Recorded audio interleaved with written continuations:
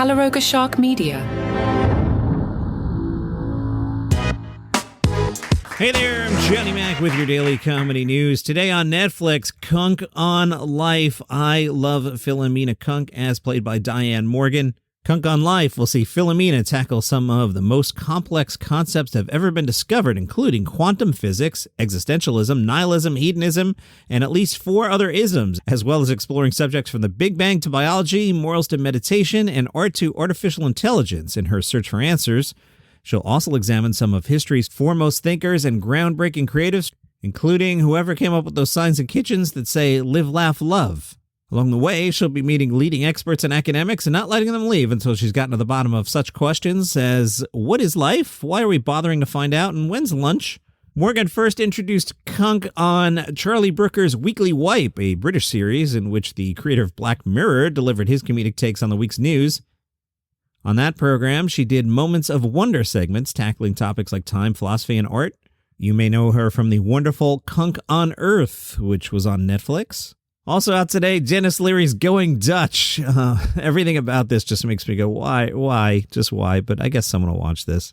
Dennis Leary stars as U.S. Army Colonel Patrick Quinn, who's tasked with reinstating discipline and professionalism among his group of military misfits. You see, Colonel Quinn, after an unfiltered rant, is reassigned to the Netherlands, where he's punished with a command position at the least important army base in the world. He now finds himself in charge of a base with no guns, weapons, or tactical purpose. Instead, it has a Michelin star-level commissary, a top-notch bowling alley, a lavender-infused laundry, and the best for lingerie in the U.S. Army. Danny Pudi, who should just go to NBC and go to Dan Harmon and be like, can we just do an Abed spinoff? Because this guy is talented, but nothing is landing for him. He's in that, Rob McElhenney, what's the Apple show about the video games?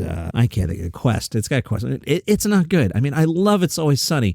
My son and I sit there trying to watch the McElhenney thing that Danny Pudi's in, and it's like, it's actually unwatchable. We get mad it exists. We can't even struggle through it.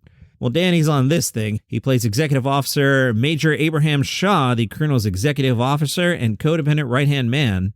Oh, also in this thing, Catherine Tate. Remember she showed up on The Office and we didn't like her? What does she play? Katja Vanderhoff, a smart, attractive Dutch woman with a PhD in intersectional feminism, the head of the city's Chamber of Commerce, and the local brothel owner. Oh, wait, and because it's a sitcom, the base's previous interim leader happens to be Dennis Leary's character's estranged daughter. Going Dutch on Fox tonight. Are you excited? You can hear how excited I am. Conde Nast asked Ronny Chieng about his travel. What do you want in a vacation, Ronny Chieng? Ronny says, when I go on vacation, I don't like to do touristy things. I tend to go to places I'm somewhat familiar with, like Hawaii, where I feel like a local there, or Japan. My wife and I go almost every year, so we have our spots. Japan is such a great mental reset. You can't help but leave kind of refreshed. I like to go to Singapore because my mom is there. I love the food and I know how to get around. I also feel like a local in Australia because I lived there so long, and same with Malaysia. I just like to go at a slow pace. In Singapore, he goes to his usual spots. I actually have a food guide on Apple Maps, so if people want to see it, they can log into that. I usually go to Tong Ah Eating House and get the Te Tarik, which is a milk tea. It's one of the few places in Singapore where you can still get it made from scratch. They have a really good kaya toast, which is egg and coconut jam and coffee pork ribs. For long flights, he makes sure he has something downloaded to his phone, something relaxing. It'll literally be Tibetan singing bowl music or rainfall or Apple sleep music, which is just relaxing brain music with no words. That's my key to surviving travel, having that kind of stuff on your phone ready to go. I've been finding a lot of joy in getting a newspaper at the airport or bringing a physical book with me. I'm very lucky to have gotten back into reading. A couple months ago, I read Pachinko by Min Jin Lee, and that got me back into it. Reading a physical book really helps. The other thing I do is download this video game emulator that looks like a mini Game Boy with all these video games from when I was a kid that I never actually got to play. So Nintendo or Sega games.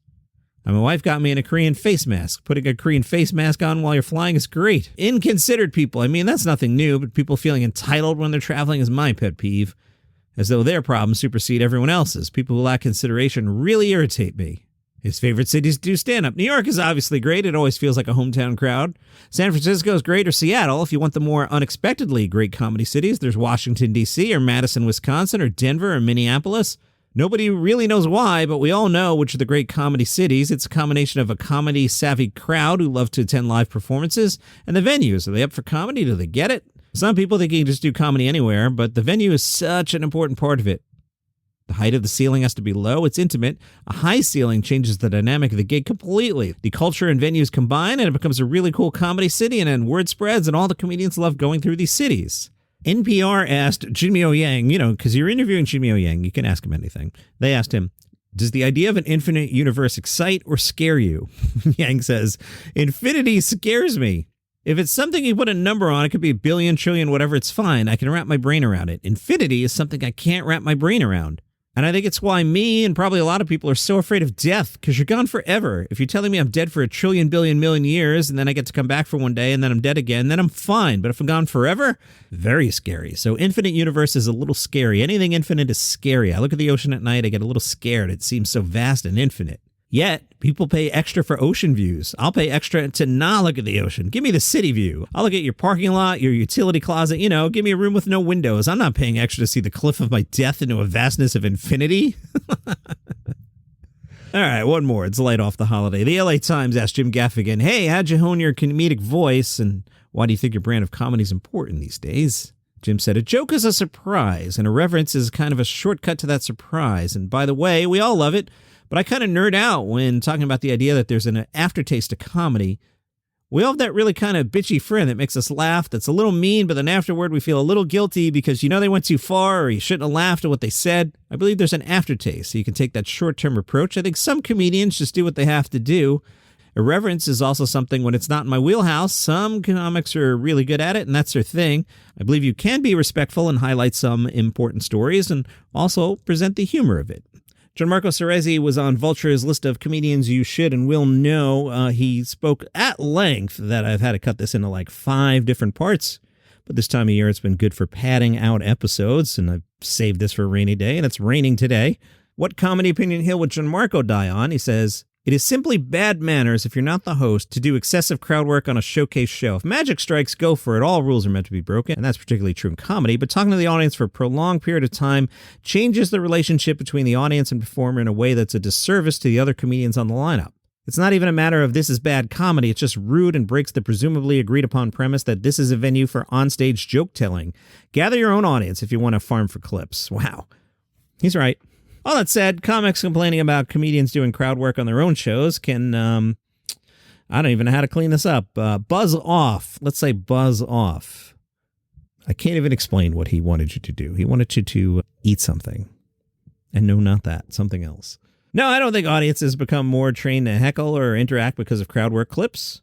If someone wants to ruin a comedy show, it can't always be stopped. It's not Matt Rife's fault. We've all seen street performers train random crowds of people who weren't even looking for a show into being an attentive audience. You certainly can do that while elevated on a stage with an amplification device. One more. We need to bring back bullying, not just random acts of cruelty, but like the story of Patrice O'Neal throwing a phone book on stage while Kevin Hart was performing and saying something along the lines of, find one person in there who thinks you're funny. Obviously, it can go too far, and the boys' club nature of stand-up led to bullying that was sexist, homophobic, transphobic, racist, ableist, etc. So I'll articulate it further. We need to cultivate inclusive bullying that holds comedians accountable for crappy work. Art forms need filters, and anyone can look at the average quality of comedy specials right now to see that our filters have been turned off. And not because everyone's nicer now, it's because we all want to be followed back on Instagram. So crap talk, criticize, call someone a hack, say some jokes are lazy. I don't give an F. If you're going to be a piece of crap, at least do it in a way we haven't seen before, because nobody's being made into a better artist by an everyone on our lineup was fire story post, hoping they'll reshare and I get a new follower out of it. BS. The more I write this out, the more I feel like I'm coming off like an a-hole, and I am. But there was something I gained from working at LOL Comedy Club and occasionally having an older comic boo me from the back of the room. Were they looking out for me and trying to steer me in the right direction? Absolutely not. Booing your coworker is psychotic behavior, but art is psychotic. And the pressure to not get booed made me nervous to get on stage in the right ways. Whew. There's still more to this. I'll keep picking away at it. And that is your comedy news for today. If you enjoyed the program, please tell a friend about it. They'd like it too. If you would like the program without commercial interruption, there's a link in the show notes to tell you how that works. See you tomorrow.